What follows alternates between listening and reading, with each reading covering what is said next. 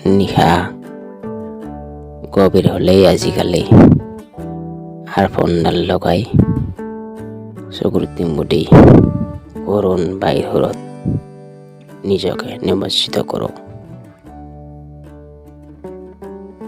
গভীৰৰ পৰা গভীৰ হৈ আহে সুৰবোৰ, আৰু তেতিয়াই তোমাৰ চকু জুৰিয়ে দোলা দিয়ে মন গহনত। হৃদয়ৰ কণাবাখিনিত বিষাদ বেদনাই হেঁচি ধৰে। মই চিৎকাৰ কৰোঁ, আচুৰি আচুৰি হৃদয়ৰ বাহিৰলৈ কোনোৰকমে পদাৰ্পণ কৰোঁ। চকুচুৰি হৈ পৰে তেতিয়া কুঁৱলীকাময় অস্ত্ৰিক্ত।